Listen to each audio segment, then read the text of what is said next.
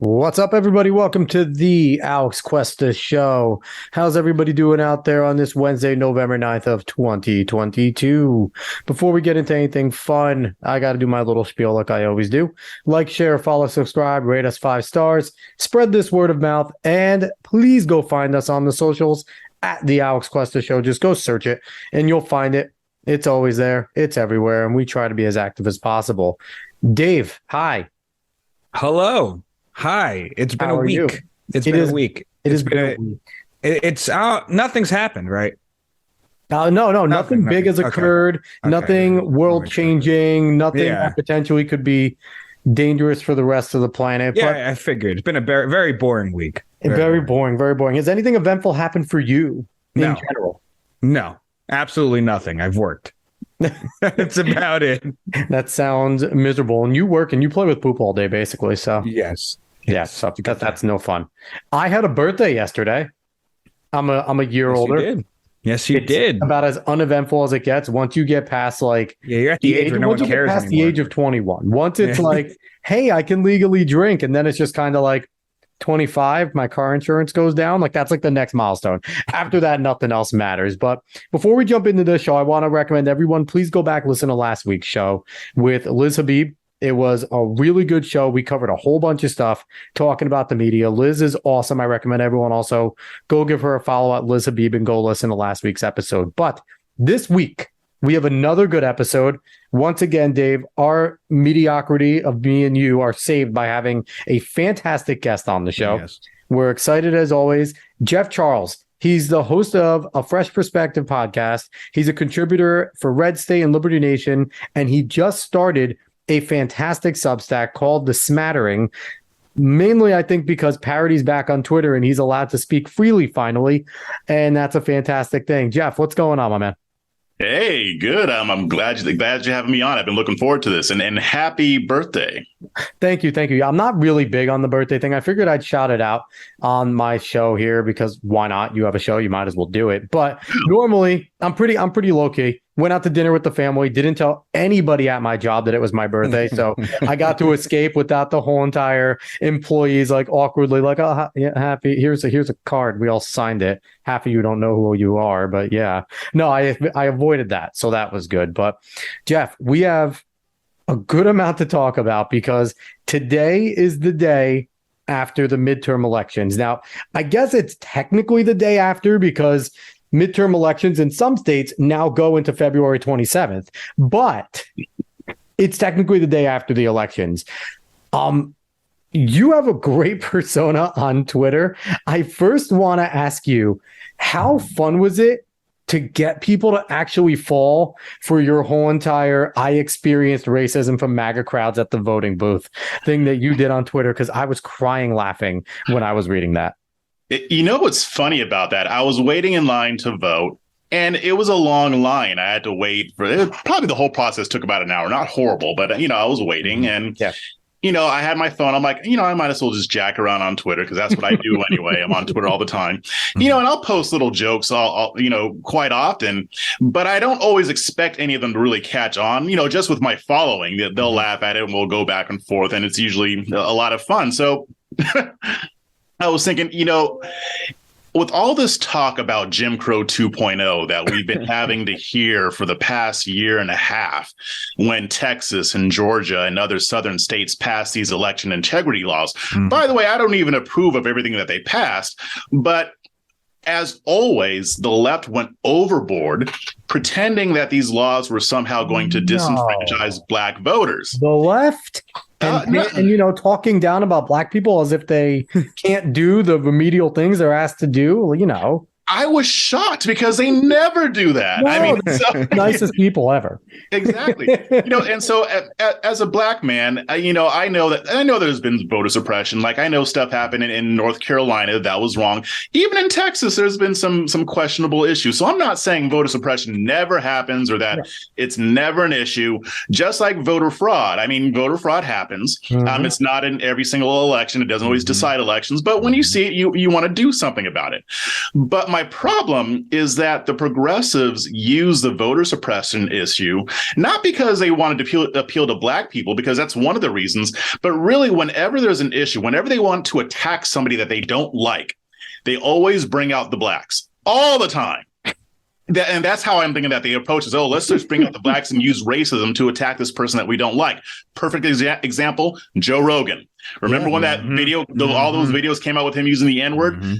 They weren't mad about the N-word. They were mad because he had people on his show who didn't toe the line when it came to the COVID-19 pandemic. That was the only reason they cared about him saying the N-word, because he'd been doing it for years, honestly. Yeah. But so I like to make fun of that. I like to make fun of the left for doing that. And especially with voter suppression, when they started talking about Jim Crow 2.0, I was actually really angry because that downplays what people actually went through. My grandparents, their parents, and their parents actually went through Jim Crow 2.0 or Jim Crow in general. And the funny thing about Jim Crow is they're kind of projecting their own history, because people don't like to talk that it was the Democrat Party that did Jim Crow and segregation. And they like to pull the nonsense over the eyes like, oh, well, the party's flipped. The whole proof that the party's in and flipped has been over these last few years when we've seen them promoting segregation again. They've quite literally been promoting segregation again. Yeah, they're just doing it in the other direction. Yeah. And so I figured, maybe I'll just make a joke about being a black man in Texas and having trouble voting because of these election integrity laws. And so I can't even remember what I tweeted. I said something to the effect. I'm going to go try and find it because it was so funny. I basically said, voting as a black man in Texas is so hard. On the way to the polls, I had to get through a group of MAGA hat wearing people who didn't want me to vote, and they said this is MAGA County. And I always figured stuff like that would give it away because everybody knows that reference, MAGA or MAGA country or whatever. That's Jussie Smollett, right? Yep. And so I'm thinking, okay, I'll just tweet this out and it'll be funny. Just like I didn't even put that much thought into it.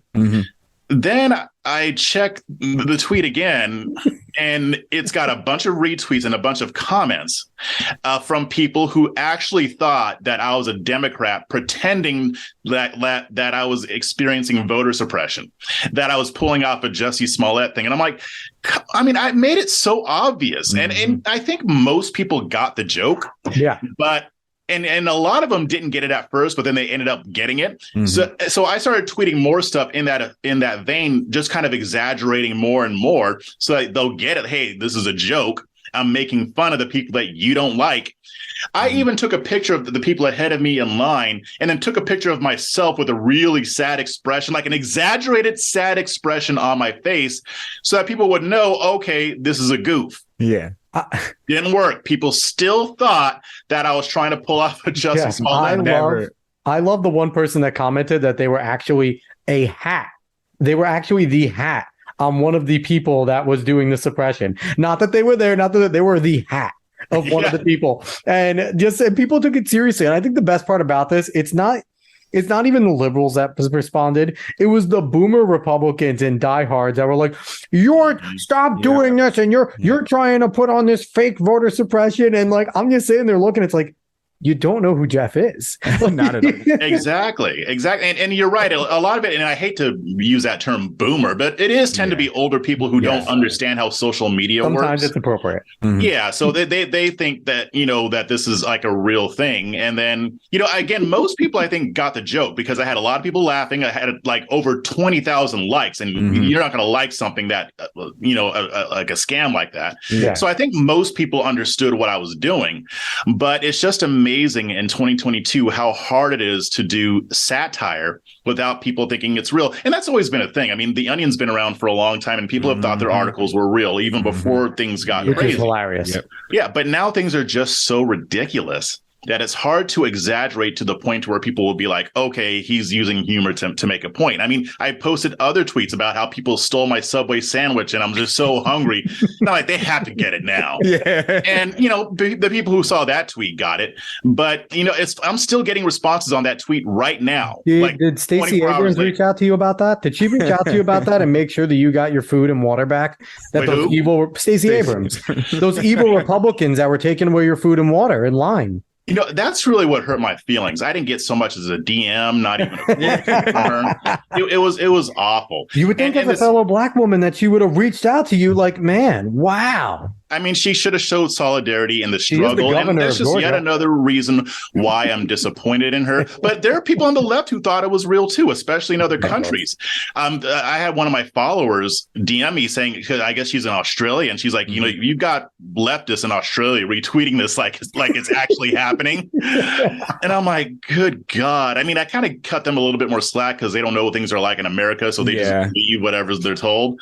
But it's like, wow. I mean, but at the same time, like, because people might ask me, oh, do you feel bad when people think it's real?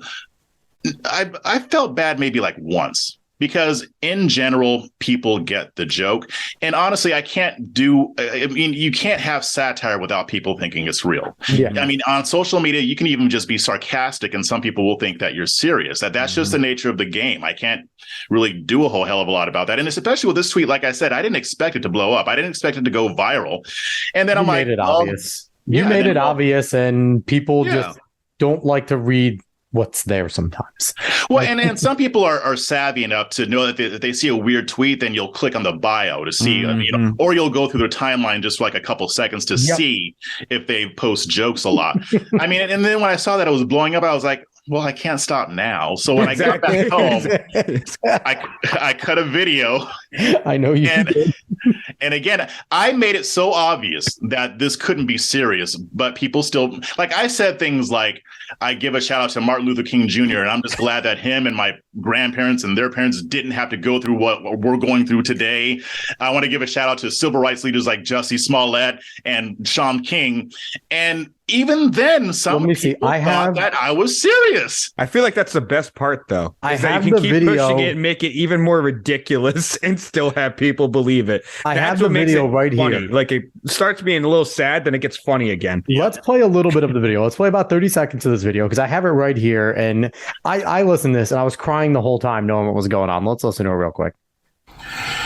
Hey, everybody. I just wanted to cut this quick video I mean, if you've been following me on Twitter and what I've been talking about as far as my struggle as a black man in Texas, to get to the ballot box to cast my vote, you know, I did it. I overcame white supremacy. I'm one of the few black people in states like Texas and Georgia and others that managed to overcome white supremacy, to exercise my right to vote as protected by the Constitution of the United States of America. And when I say America, I'm spelling that with the 3 Ks, not with the letter C, because that's what we're dealing with. We are dealing with widespread Jim Crow 2.0 to prevent people like me from voting. So I just wanted to let you guys know and give you guys some encouragement. Most of us won't be able to make it because you've got these MAGA extremists out there preventing us from voting, but some of us will. So it's important that we try. You know, I want to give a shout out to people like Malcolm We got to X, play this whole Martin thing. This is Luther King fantastic, Jr., Jeff. Marcus Garvey, who fought so hard for these rights. You know, and I'm glad that people like them and my grandparents and my great-grandparents didn't have to go through what we go through today just to be able to cast a vote. But, you know, I also want to give a shout out to people fighting in the struggle today. People like Shaun King, Jussie Smollett. All of these people had to deal with the rampant white supremacy that still remains in America today. And it's very important that we still continue to fight in this struggle. You know, they're still holding us down. So I just wanted to kind of give you that word of encouragement. I also wanted to basically let you know that it's going to be okay. And probably a lot of you are probably wondering who I voted for. And I'm just going to tell you, when I got to that ballot box, I voted for democracy. With the C, the letter C, not with the 3 Ks. I voted for democracy, and I hope that you do the same. Thank you. Jeff, that's incredible. If people haven't followed you yet, please go follow him at Jeff on the Right. The fact that if you look at you actually look like you're distraught. You're doing like the little bit of like the voice. Like, you're a better actor than Jussie Smollett ever could have been. That was so good. I'm so happy I got to rewatch that. That was fantastic. So outside of that, let's get into the midterms now, because we got a lot to talk about here. So right now, people on the right are acting like the Senate's lost. There's only 30 Republican senators right now, and that we just lost the House 300 to like 100. But it's not the case, right, Jeff? It wasn't great. It wasn't the red wave that we were basically promised. But if we remember, if we think back, I don't know how many years ago, the whole entire blue wave talk, same exact thing happened to the Democrats. They set it up so big, and then Republicans really did well. Here, Republicans set this up so big, and Democrats really didn't do that well. They did okay. They did enough to stave off a giant wave, but it looks like they're still going to lose the House. And there's still a real chance that it's a 50-50, 51-49 Republican Senate. Again, it could be 51-49 Democrat, but it's going to be close either way. What are your feelings on the midterms and what went down last night on election night? I wasn't too surprised. Earlier this year, I was expecting more of a red wave, and then the Supreme Court overturned Roe v. Wade. And that was always going to have an impact. I don't think that it was going to have the impact that the left wanted it to have, but they were able to leverage it. They did do a good job as far as messaging goes, as far as using that issue to get people to turn out. And, the exit polling showed that a good chunk of voters consider that to be one of their top issues. So I'm not really shocked. There was like a couple races that I was a little surprised about, like especially like Mayra Flores here in Texas. Yeah. And those three races with Monica de la Cruz, Cassie Garcia, Mayra Flores, those were highly anticipated because these were three Latinas running in districts in South Texas that normally go blue. And it didn't turn out the way that we thought. I mean, Monica de la Cruz won her race. Mayra Flores and Cassie Garcia didn't, although I wasn't surprised by Cassie Garcia because she was running against Henry Cuellar, who has been in that district since 2005. Okay. And he's the only remaining pro-life Democrat in Congress. Okay. And he's also tougher on the border. So in some ways, it's almost like having a Republican there, but he's left on other issues. So I think what happened is, we built this up, and now Democrats are almost trying to make this sound like a victory. Yeah. Really, what this was is just Biden today. Biden said it was basically victory. I'm looking forward to watching him duke it out, and then he went and had some more pudding. He did, and I can't really blame them for seeing it that way because they expected to get swept too. I don't care what they were saying before. They expected to get swept too. But what this really turned out as is basically a regular midterm election where the House goes to the other party and possibly the Senate too. I do think that we could have done a lot better. I think that there were some serious mistakes made along the way, and I'm sure we'll get into that. But I think all in all, this was a good midterm election for Republicans. It means that Biden's not going to be able to get the agenda that he wants. And especially if the Republicans take back the Senate, that means, that kind of impacts the courts as well. So he's not going to be able to just put whatever judges up that he wants. And I think it's, like you said, it's important. The House is kind of expected, and that's, the investigation side, the subpoena side, but it's kind of like the DOJ is not going to go along with anything they do. We know this. So they can do all they want. This is just going to be kind of like putting it out to America. And I think they need to be careful because if they're just seen as a House that only did committees to subpoena, to do this, to do that, and didn't really get anything done, didn't put any meaningful bills up to the Senate to maybe get denied or whatever, then in 2 years, it's going to be a referendum on them. And they're going to look at them and say, this House, all they did was witch hunt. And whether we believe that they're doing the right thing or not, it's going to look like they witch hunt. So they need to be careful there. They need to be smart. Yes. I don't know if Kevin McCarthy is the guy that's going to be smart. I don't trust Kevin McCarthy. He is your Mitch McConnell, your John Thune, your Lindsey Graham, uniparty Republican. He, and he does what he needs to do. He talks tough when he needs to. And then when he gets power, he's going to be, listen, we're expecting Boehner. I'm expecting Ryan. I'm not expecting anything special out of McCarthy, but they do need to be careful. Your guys like Jim Jordan, your guys in the Freedom Caucus, they need to be smart.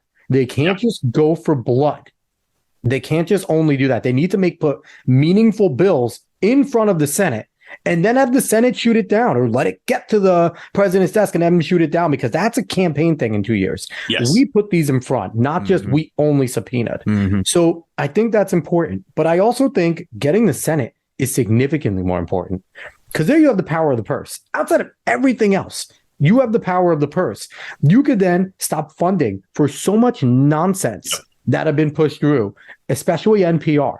Cut every freaking dime to that state media that is the leftist media, NPR. Let them keep funneling it through CNN and MSNBC. Don't do it to our taxpayer dime. But, I agree with you. There were mistakes made. I thought the messaging was terrible. I didn't think that Republicans ran on anything. That's the problem. They didn't run on anything. Democrats ran on crap. They ran on abortion, they ran on J6, and they ran on Trump. But it was something. Republicans ran on nothing. They ran on, we just won't do what they've done. And Biden's a dead guy. That's what they ran on. And it was a terrible platform. How much is there to blame on Donald Trump here? How much is there to blame on Mitch McConnell? How much is there to blame on Kevin McCarthy? And, Steve Scalise isn't getting out of this. You're the majority. You're the minority whip. The whip's important in Congress. How much is the leadership to blame here? Ronna McDaniels and all that, as well as everybody else. I think, with their messaging this year, and this is going to sound weird, but I thought it was better than what they normally do. Now, that's not a high bar. That's not a high bar. Yeah. But I thought that they did much better with messaging than they have in the past. And I'm really hoping that this is a trend of them improving in that regard. I saw them being more aggressive on crime, especially on education, the stuff that's happening in the schools. DeSantis, even my governor, Greg Abbott, to a certain extent, and others were very good about hammering that home. And then when I go to conservative media, same thing. They were going on the offensive way more often. And I think they learned that from the Orange Man, What is Bad?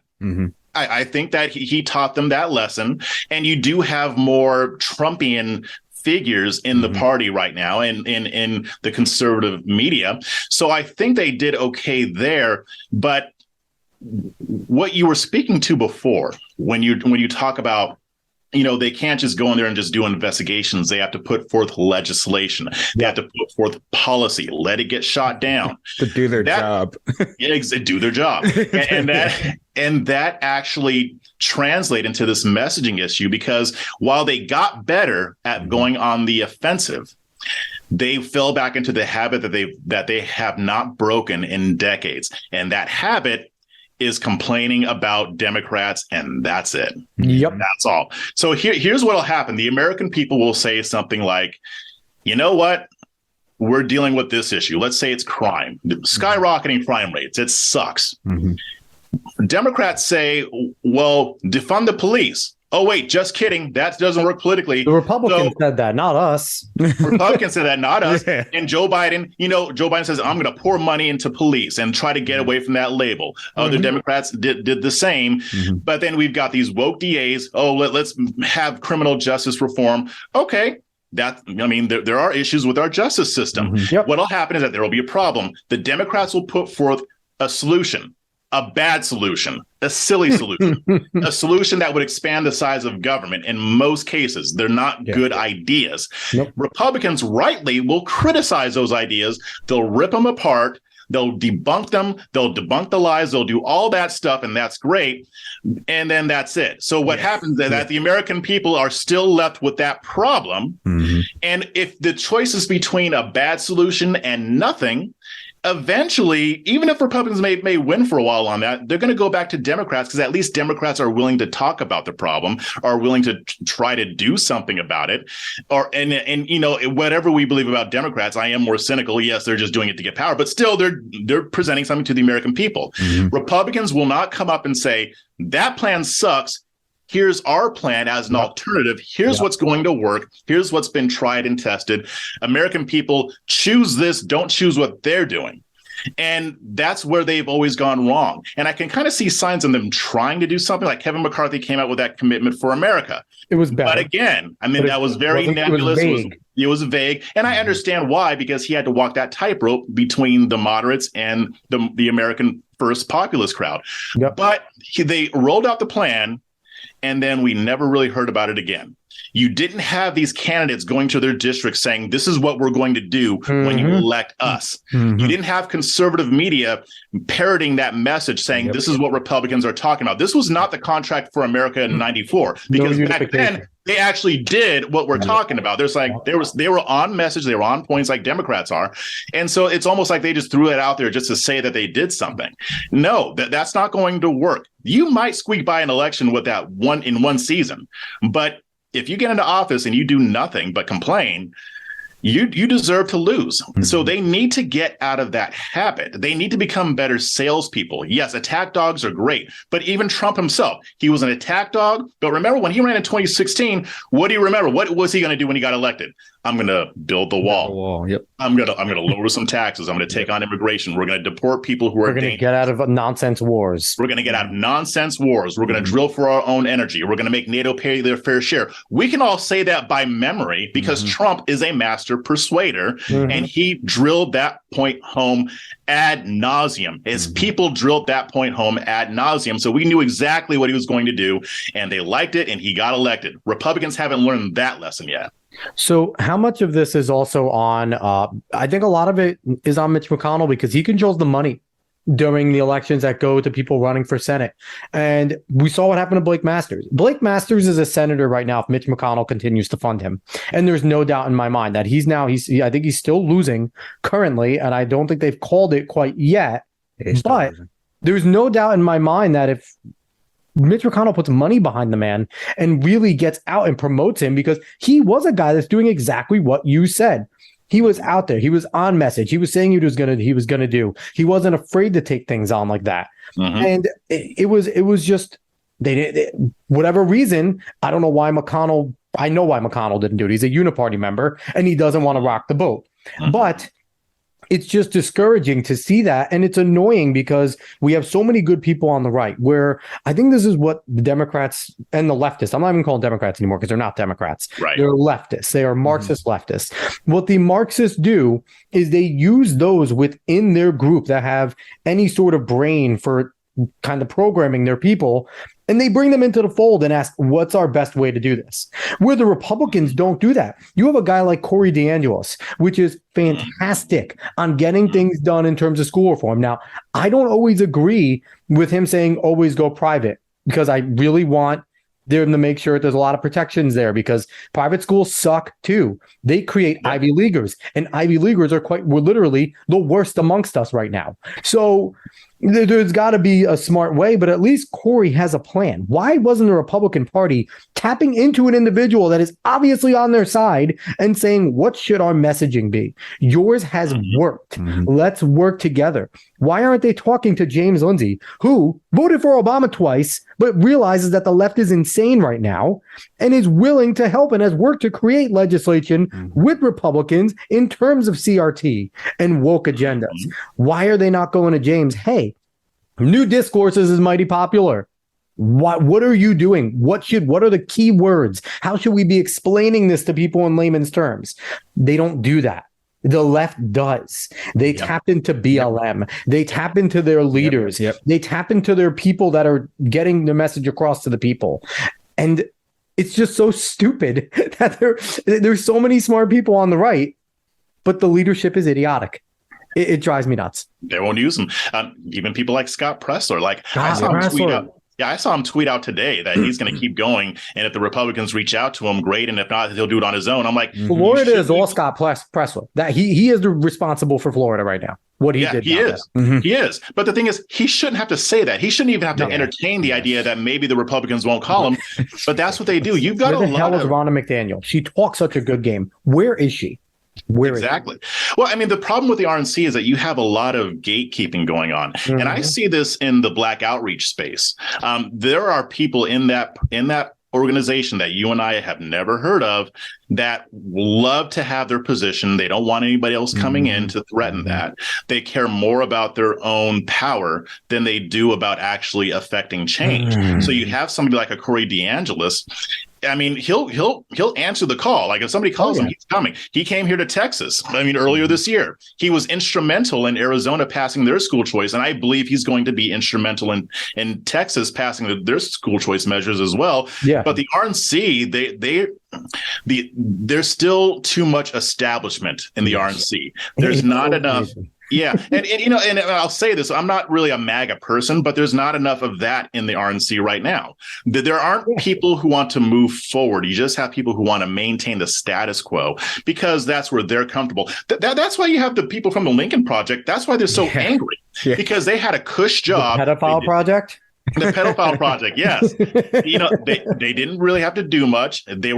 They were failures, and Trump came in and basically made them irrelevant. But but he was addressing a problem that still exists because there's still these people on the Republican side who just aren't there to make change. And honestly, even when Ronna McDaniel's gone, I don't think that they're going to replace her with somebody who's actually going to affect that change. And it's Tim Scott, leave Congress and please go take over. Tim Scott, we need him. He would be so good as the RNC chair. Tim Scott, there's a lot of people. They basically need to clean house. I mean, Tim Scott, Mike Lee, one of these guys that are just amazing in Congress.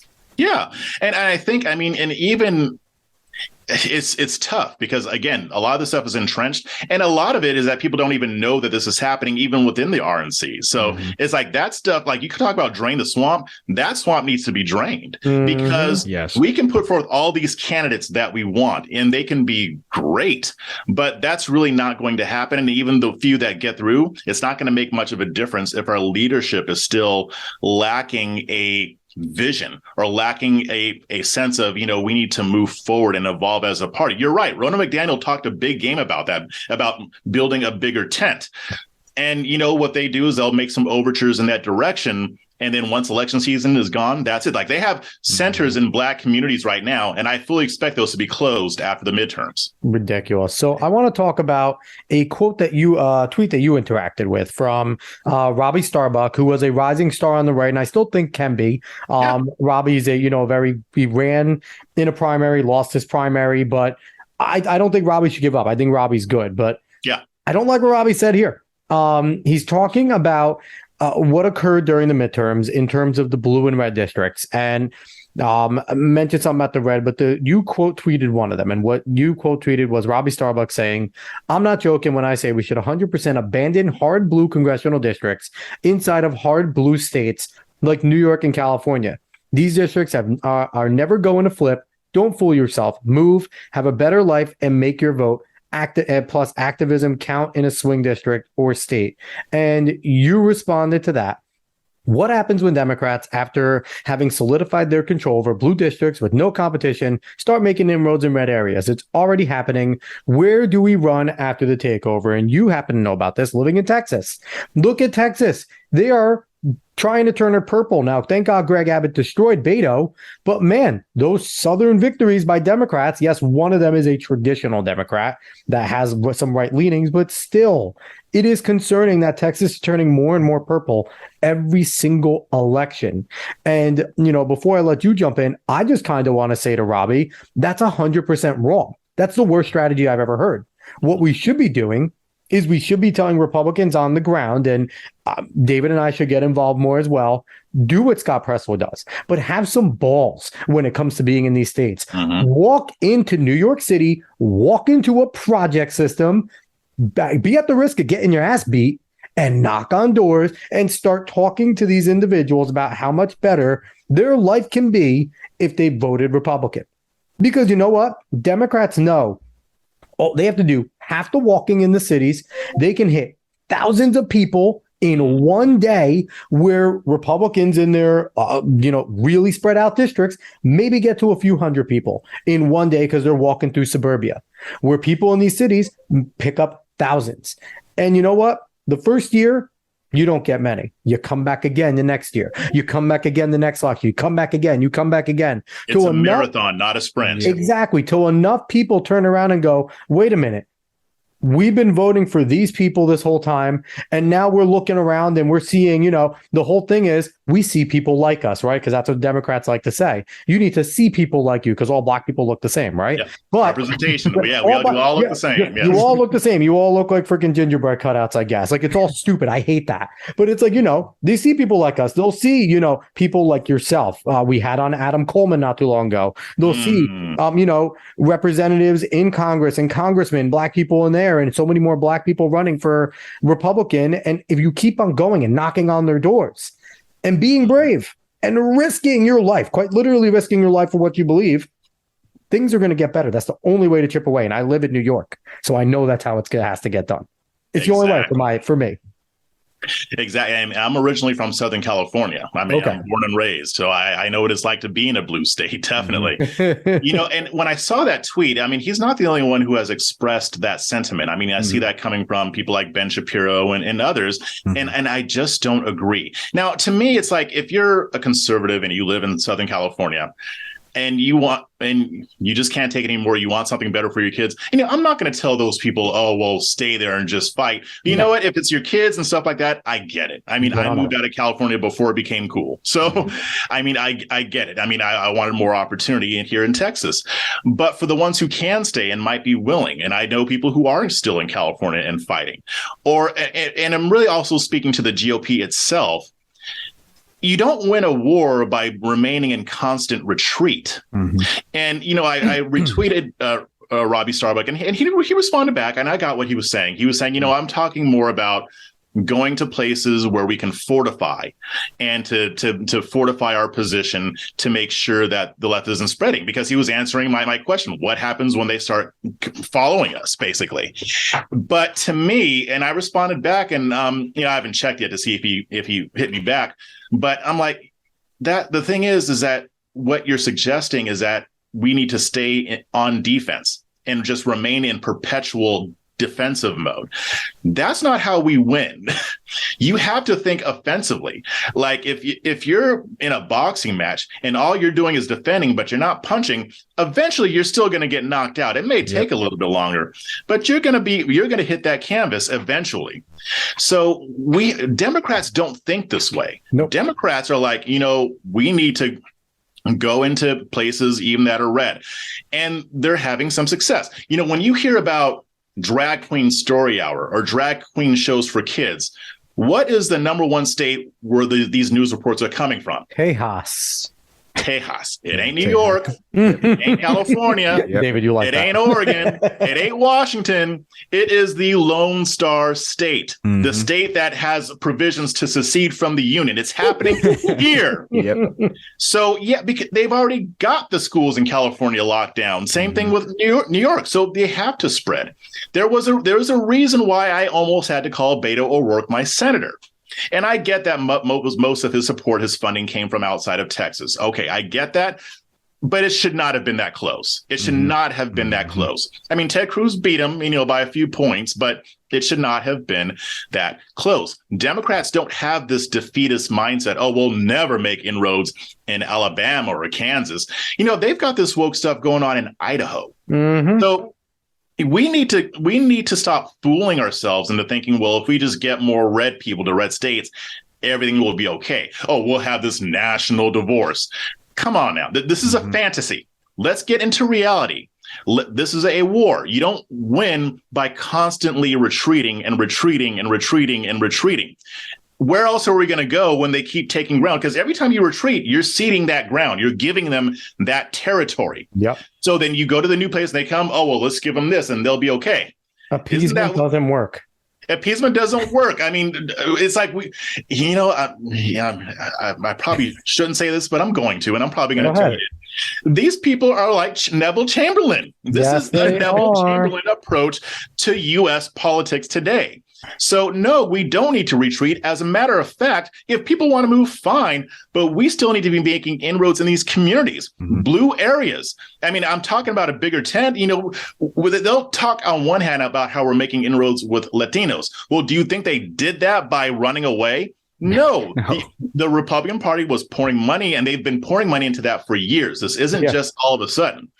I mean, you've got black women and black men. I have the numbers in front of me. I'm from CNN Politics. From 2018 to 2022, Democrats dropped in support among Black women by 7 points in these midterm elections. Black men, from 2018, they had 76% Black male support. In 2022, they had 65%. It dropped by 11%. This is not the time to retreat. Yeah. Let's talk about Latinas. 47% in 2018. Latino women. 2022, 33%. Latino men. 2018, it was 29%. 2022, they lost 8 percentage points. I'm offended. You didn't say Latinx as a Latino. And me and my brother Latino, you didn't say Latinx. I'm offended. I thought about it, but I'm like, I know you're away in New York, but I don't want you coming down here in Texas to come deal with saying some stupid shit like that. but that's the point. I mean, we have opportunities. Why not take them? I mean, you look at even the school stuff. Democrats don't like transing kids. I'm talking about your regular run-of-the-mill Democrat voter. They don't like that either. So instead of retreating, why don't we exploit our opponent's weaknesses? They're doing it to us. Yes. Let's do it to them. So this whole defeatist mindset, this whole let's run away, that ain't going to work. That you're just delaying the inevitable. You got to stand and fight. Make them defend themselves. Yep. That's the craziest part is you're bringing up all the numbers, you see all the dropping percentages. Like these people want to go somewhere else at this point. You have to do is talk to them. All you have to do is talk to them. Because if we we talk so much about how bad cities are and, they seem to have gotten worse than what they previously were. Wouldn't the people in the cities want someone to kind of help them out in that front? You would think so. So why wouldn't you try to go and just say, hey, listen, things aren't good. It's not going to continue to get better voting for the same person. So why don't you try me out? Just saying that to someone might affect them in some way. And you get one person that talks to another person and it just works out, especially in a city. You're all next to each other. So you're stacked on top of each other. Exactly. And over time, you make a difference. And the thing is, I always say, we're going to take some L's at the beginning, but we'll also take some W's too. I know 100%.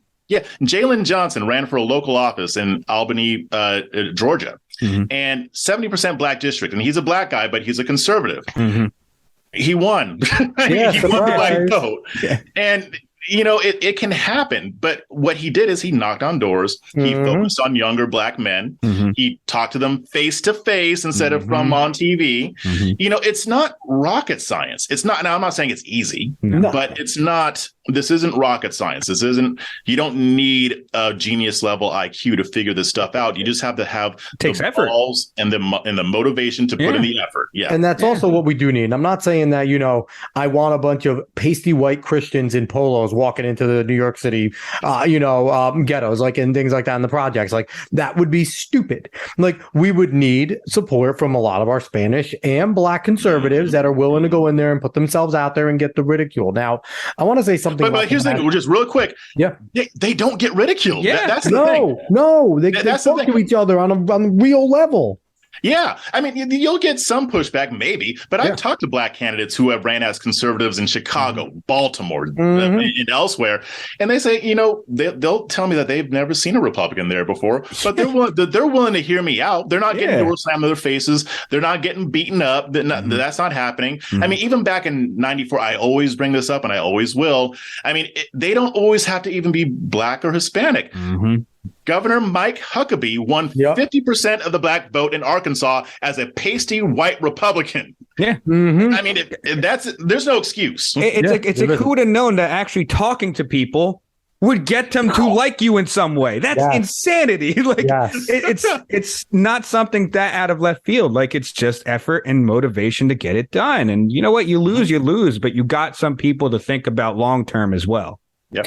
So you don't conquer new territory by retreating. You have to go in there and you got to be willing to take that risk and to take your lumps and to keep pushing towards victory.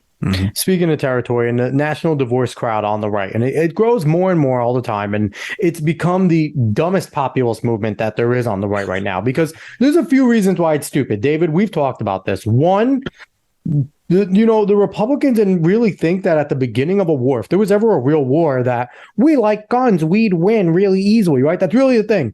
You pardon my French, you fucking idiots. They have big tech. You think we're not getting drone bombed? You think that they wouldn't do that to all of us? No problem. So, number one, we might outlast them in the beginning, but it'll be a struggle. Number two, and they have guns too. They have guns too, and there's a lot. They don't want us to have them, but they have them. I guarantee. Exactly. And number two, say we did go peacefully. We went to 2 separate states. We kept the United States of America because we really like this country. They became the People's Republic of America because they're basically China, and they both split, right? So it happens that they start to go to shit expectedly. They would be a terrible country. We'd have our flaws still, but we'd be more free. We'd be able to do things, right? What would happen, Jeff? What would happen? Those people in the People's Republic of America that are suffering would walk over to our border and say, hey, remember when we were Americans too? We want to get away. Will you please take us back? And because people on the right believe in freedom, believe in this type of shit, if they came over, what would we say? We'd say, you know what? Yes, they were our fellow Americans. Come on over. We never wanted this. Your side pushed this, but yeah, and we'll start accepting them and accepting them and accepting them. And what's going to happen? They're going to start voting. And what are they going to start voting for? The same shit that they left, because we see it going on in California, New York, all these places where the exoduses occur, and then they start voting for those nonsense policies that's going on in Texas right now. And why are we not taking these context clues? And I don't want to hear any of these, conservative pundits saying, no, we'd be tough. No, you would not. No, you would not. Unless you are sitting here and making this country and officially exiling any of the UTA party members in Congress, like Mitch McConnell, McCarthy, all of them, Lindsey Graham, out forever. We wouldn't do that. That's not what the right does. Mm-hmm. And it's not, the new right likes to talk tough. They're not going to do it. They're not going to, because they believe in freedom and they believe in the Constitution. And unfortunately, believing in that means having compassion for people. It's how we work. So we would be infiltrated from the inside out because we're a bunch of gullible suckers. It would never work. It is such a dumb concept. Well, but even on top of that, I mean, we call these people authoritarians, and a lot of them are, like the Marxist crowd. They are authoritarians, and they like to force people to do what they want. Do you really think they're going to tolerate a national divorce? No. At some point, they're going to want to take us over. I mean, that's just the way it is. And so it doesn't, like, to me, I don't really even entertain the national divorce conversation because, first off, it's not realistic. I'm not sure even how that would work. I mean, you could argue that maybe that's kind of already happening because a lot of people are moving to red states. And a lot of these people moving from California aren't liberal. I mean, because I do think that's happening where they vote for the same stuff. But I was a conservative when I moved to Texas. I mean, people don't know this, but there's a lot of conservatives in California. If you go between all that area between Los Angeles and San Francisco, you might as well be in Texas. It's the same thing in New York. Honestly, it's the same thing in New York. If you go anywhere between the city, Albany, Syracuse, and Buffalo, if you look at a New York map of the race between Hochul and Zeldin, it's red. Very red, except for New York City, Albany, Buffalo, Syracuse, and a few other cities. Even Long Island is deep red. So it's like there's a lot of red. But yeah, you're right. It's the cities that make a big deal. But that's exactly why what we were just talking about. We need to make inroads in the cities. Yeah. And I do think the national divorce topic is very interesting because the main reason why you have that thing talked about is because you're so afraid of the federal power that we have. Because obviously it's gotten a little bit too powerful, and that's why you're so afraid of it. And you're talking about national divorce, and really it's honestly more like a states' rights argument, where if the federal power wasn't so large and the states had more of their power left, we wouldn't even talk about national divorce. There'd be no reason. Yep. There'd be absolutely no reason to talk about it at all. So, I mean, I would vouch for saying, hey, it's not really going to happen. No one seems to ever do it, but strip some of the things away that the federal government has. Convention of States. Talk about, Convention of States is what we really need. We really need to have a Convention of States. It's not going to happen. Yeah, exactly. That would be the best case scenario. Yeah, because at the end of the day, do we really want that? I mean, even people on the right. I mean, how seriously do you think this is? Are you just saying that this is a dire threat to our freedoms? Yep. Or are you just saying that because you're just repeating what people are saying? Or do you really believe that? Because if we really believe it, we would elect people who would strip down the federal government. And because, David, you're absolutely right. Yeah, it's that federal power. I mean, it's like conservatives just woke up to the fact that the FBI is corrupt. Dude, really? Like, I go on black media a lot. I go on Fox Soul. And and when the FBI raided Trump's home, and it's funny how people will kind of switch up on the FBI when it's good for them, but people on the left were like, "Oh yeah, FBI, great, yeah, they raided," and they're like, "Oh, and now the conservatives are saying defund the FBI," and I was like, yeah, they're hypocrites, but you're not talking to a hypocrite here. I would have been for defunding the FBI before all of this. It's been corrupt since its inception. You ever hear about J. Edgar Hoover? You ever hear about COINTELPRO? You ever hear they were conducting surveillance on Aretha Franklin. Yep. Oh my God, the Queen of Soul. Like, what was she up to? I mean, come on now. And so to me, it's like we need to stop revering these federal institutions. It's not just the FBI. I mean, Department of Justice, Department of Education, all this stuff was never meant to be. And and even when it goes to just back the blue, blindly back the blue. Me and David did a whole episode on this and pissed some people off. No, you do not blindly back the blue, because who's the first people to start to do authoritarian mandates? The police, and we saw it during COVID. You don't just blindly back the blue. You back good cops, and you back the good people that are cops. You do not back all cops, because not all cops are good, because they're just like anybody else. They fear for their job, and they're going to do what they have to for their job. It's like, Germans, we love to villainize the Nazis. A lot of those people were scared shitless. I am not defending what the Nazis ended up doing, but those soldiers, I know we said just following orders is not, what you call it, the convention, your following orders isn't a legitimate excuse, and it's not. But at the same time, when you look at it in context, and me being a history major, I read the primary sources from some of these soldiers a lot of times, and one of the things my professor liked to do is he would just put a blank primary source. We didn't know where the soldier was from, and he would say, we'd read it, and he would say, okay, guess, Allied or Axis, and we'd guess. And it would be ridiculous. They would say the same thing, Jeff. They were all saying the same thing. This war sucks. I miss my family. I wonder if they're alive. This needs to end. That's what they were all saying. And these are in both world wars.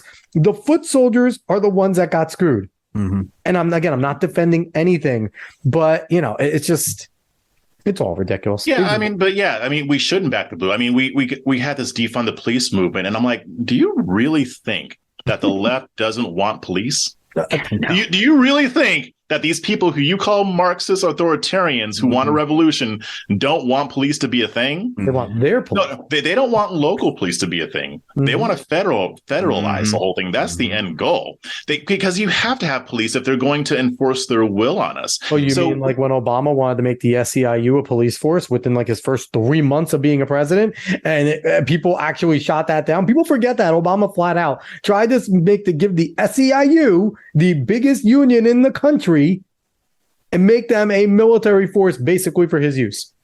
Yeah, and that's the thing. So you can't say that you just back the blue. I mean, these are government officials. You can't say that you distrust the government and you're against tyranny, but these people who wear badges and have guns are somehow Jesus Christ. No, you need to just trust them. You need to have that same energy for your local police department that you do for the FBI, that you do for the IRS, Department of Education, all of that stuff. Yes, most officers fine people. They're just trying to do their jobs, but they have been granted the authority to violate our rights when they deem it necessary. So you need to place them under that same level of scrutiny. So we have to get out of that mindset.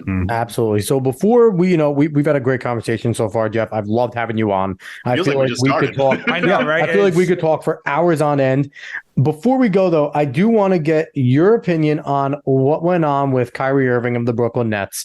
You wrote a fantastic satire piece about all the things that Kyrie Irving had to fulfill in order to get back into basketball. And I really hope people thought it was legit. And I laughed hysterically. But go read that. Go look at this matter and go read his Kyrie Irving parody. It's fantastic.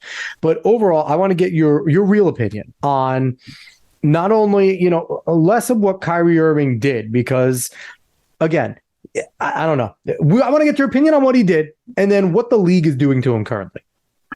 Yeah. So, I mean, to understand Kyrie, you have to understand Kanye, because that's really what a lot of this led to. Kanye said some stuff, and then Kyrie Irving, I mean, he's always had some different types of beliefs, and I don't know exactly what his religious beliefs are. He says he's an omnist, which I actually believe Kyrie when he says he's an omnist, that he just takes everything from everyone's faith and kind of makes it his own. Okay. Yeah. So maybe he's taking a little bit from the Black Hebrew Israelites. And theologically, I don't agree with him. Mm-hmm. But here's my thing with the Kyrie Irving situation. It was a bad idea to tweet that link to that movie. Now, I'm not saying he was wrong. Nope. I'm saying it was a bad idea. Yeah. I'm like, Kyrie, you've got a target on your back. You don't just tweet some stuff like that. But I get it. But here's my thing. He didn't, as far as I know, he didn't give a bunch of commentary on the movie. He didn't write a whole post about it. He didn't, go on TV and say, I saw this movie and I loved it. And this was what I loved about it. He just tweeted out a link just for his followers. I tweet stuff that I don't agree with. Sometimes I may say I don't agree with it. Sometimes I don't. Sometimes I just hit the retweet button. But that's all he did. He posted a link to this documentary, and I haven't seen it, so I'm going to use the word allegedly, but it has allegedly anti-Semitic material. It allegedly promotes the viewpoint that Black people are the original Hebrews, the original Jews, and the Jews that we have today aren't real Jews, yada, yada, yada. Now, he even said later that he doesn't agree with everything that's in the film. I kind of think that he probably didn't really even watch the film. I mean, I've heard from other people who watched it that it was very poorly made, that it was, kind of crappy. But from what he was saying, he was just looking up the word Hebrew or something like that, and that came up, and so he shared it. Then they cracked down on him. And I'm like, okay, you have absolutely no evidence that Kyrie Irving is an anti-Semite. He didn't espouse, unless there's something that I don't. Well, even if he is an anti-Semite, why does that matter?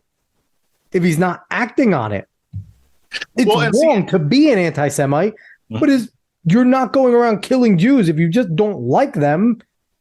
I don't agree with that. It's a stupid position. Yeah, but we're in America. but here's and I did a Twitter Spaces on this last week because we are all about free speech. But there's also freedom of association, which isn't explicitly in the Constitution, but the courts have interpreted the First Amendment to mean that you have the right to associate with who you want to. Now, obviously, this applies to the government, not being able to punish you for associating with somebody. But, you've got the letter of the law and you've got the spirit of the law. Free speech, there's a spirit behind that First Amendment. So to me, it's like when I think about that, I was like, if I had a company, would I hire a member of the KKK to work at it if they're out there talking about how they hate Black people? Probably not. I wouldn't. And if I had an employee that came out like that, I'd fire him. I mean, come on, we all would do this. And I think that's okay. But in this instance, this is not what I'm talking about here. I mean, because I understand why the NBA wouldn't want to associate with somebody who doesn't like the Jewish people. I get that. And for that matter, if I hired a Black person and they said, I hate white people, I'd fire that person too, because I don't want to associate with that. Yeah. Now, I'm not going to try to use a government against him. He can go live his life, but I just don't want to be involved with that. But that being said, again, that's not what we're talking about here. He posted a link, and again, no evidence that he's anti-Semitic. He apologized, and maybe it wasn't the apology that they wanted, but he obviously was trying to say, maybe that wasn't a great idea. He offered to donate $500,000, to whatever he agreed to donate it to, and that still wasn't good enough.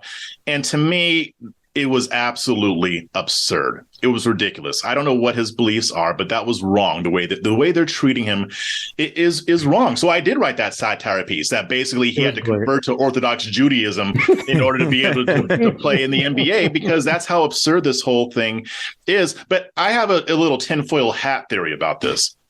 I think if he had taken the vax, this wouldn't even be an issue. Nope. That goes back to what I was saying before about the Joe Rogan thing. That wasn't about the N-word. That was about the COVID pandemic and the vaccines. And honestly, same thing with Kanye. And Kanye, I will criticize way more than I criticize Kyrie Irving. That's a whole other thing. But again, would this be happening if he had never put on that red hat and never associated with Candace Owens? No shot. There would be some outrage, but not nearly what's happened. In fact, that's actually what I was going to bring up, because people are acting like this is something new, even among black celebrities in totality. I mean, Kendrick Lamar literally on multiple verses, he talked about being an Israelite now. Like, and you can just go through a plethora of, I mean, Steven Jackson and Nick Cannon came under hot water for that. And Nick Cannon actually lost some things, but he's okay. Fine. And with the influence of Nation of Islam too, and Louis Farrakhan, which a lot of them do speak on as well. Yeah, exactly. But Charlemagne the God said some similar type stuff. Yeah. Nobody said anything about that. Yes, exactly. And that's the whole thing is like, I don't know where it's coming from that so many people acting like this is really that new, because it's not. It's not new at all. This, in fact, this is something that's been there for a while. So and you guys are in New York, so you've probably run into some Black Hebrew Israelites. And, and I hate that the ADL got involved, the Anti-Defamation League, because you know something? Here's the real question. I put this on Twitter too. What if Kyrie Irving actually believes in Black Hebrew Israelite? What if this is his religion? Mm-hmm. What if he firmly believes that? Mm-hmm. Does he not have a freedom of religion now? Whether you're offended by the tenets in his religion, there's people offended by Sharia law and Muslim. Now, I happen to defend Islam constantly because if you ever read anything about Islam, you know that it's split up into sections. That is Muhammad the warrior that talks about Sharia. And then there's a whole bunch of different sections where we actually denounce the Sharia later. But the people are offended by it. Should we now just ban all Muslims? Practicing Muslims that are devout? No. So, like I said, Kyrie said this isn't his religion. He's an omnist. He likes to look for it. But what if this was Kyrie Irving's religion? Are we now going to sit there and grill every single black person and say, if you have Black Hebrew Israelite beliefs, you cannot be here? Is that where we're going right now? And it seems a little ridiculous. It is a maybe religion. Even if you're a Christian and let's say you don't believe homosexuality is right, I mean, you better keep that to yourself because you will get targeted if you say that. And I don't believe in being a jerk about stuff like that. But at the same time, I mean, it's like even with freedom of religion. And somebody brought up this point: could Kyrie Irving sue the NBA for discriminating against him on the basis of religion if he actually believes in that religion? Yeah. I mean, I don't know. I mean, you should be free to practice your religion without being discriminated against. But then I don't know. This would probably create a whole new case law. I don't know, but. It's an interesting concept. It would definitely be interesting. And, but one thing I think we saw as a lesson here is look at Kanye, even, look at people like Nick Cannon, and in a way, look at Kyrie, even though Kyrie did meet with Adam Silver today or yesterday, and they said it was productive. It looks like he's on his way to coming back to the Nets again. He's like rubber, he bounces back. But what do they do? They keep it moving, right? Kyrie, he did his apology, but he keeps it moving. Kanye doesn't apologize to anybody. Nick Cannon just said, maybe if people were offended, I'm sorry for that. He didn't apologize for his beliefs. They all just keep it moving. And that's the way that I see that you battle with the mob. It doesn't matter who you are, how you are, what you say, what you do. And I'm pretty sure, you being a black conservative has definitely experienced some of the mob. They say the tolerant, non-racist leftists say the most vitriolic things to black people that don't just toe the line and go Democrat. I've seen it myself. They do. So, I feel like that's just the best way to do it. Do you agree with that? Just keep it moving. Don't even apologize. Just keep it moving and keep doing you. I mean, especially if you have FU money and keep them. I know Kanye lost a lot of that FU money, but still, I mean, he's fine. He'll be fine. This will blow over. America's get it all back. Span is very short. So, I mean, apologize if you think you should. If you feel you feel bad. Like I wasn't mad at Joe Rogan when he apologized for the N-word videos. I was not offended by them, but I know for a fact that Joe Rogan would not have apologized if he didn't mean that shit. Like he felt bad. I believe him. I think he is an honest guy, and he was the first person to say, screw you, I meant what I said, and that's it. So keep it moving, especially if you have the money to do so. What I worry more about, though, is that we talk about cancel culture and how it applies to celebrities, but I think this is going to be the next big thing. I mean, because this is in the workplace right now. There are groups formed to defend people who maybe express some views on social media outside of their workplace, had a coworker pick it up, got them fired. And these are just mainstream political views that they just didn't like. So I think we're going to see this culture war translate into the workplace too, because it's happening now, but I don't think most people know about it. But this is going to be another topic of the discussion coming up probably in the next year or two. Yeah, David and I run that exact risk every week.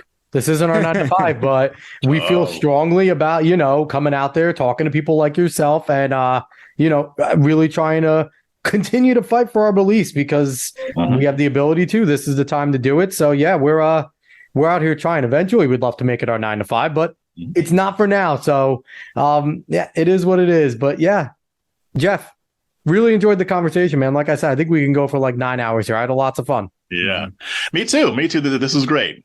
Cool. David, do you have anything else to add to ask Jeff before we jump off? Nah, this has been a great conversation. Like you said, the time's flown by. I really feel like we could have talked about everything. I mean, we didn't even get to much in the midterms, honestly. We didn't even talk about Fetterman and Oz. No, we did not. We really didn't. We got into a lot of good stuff. Jeff, I certainly want to have you back on in the near future. I think that'll be a good thing. So again, he is Jeff Charles, host of a Fresh Perspective podcast. Can they find that anywhere? Is that on all platforms? Yeah, so that's on YouTube, but that's where I do most of my interviews. Also, my audio podcast, you can get that on whatever podcast app you use. So I have both. You can follow me on Twitter at Jeff on the Right. If you want to check out my satire, you look up the Smattering on Substack, or you can go to smatteringnews.substack.com. Or just go on to Jeff's Twitter. He's always doing some great stuff there. Jeff at Jeff on the Right. It's fantastic over there. You could see his writing in Red State, Liberty Nation. So again, Jeff, it was so much fun. Really appreciate you for coming on. Again, everybody, go like, share, follow, subscribe, give us all some good stuff. Find us on social media, and we will be back next week, everyone. So long, y'all.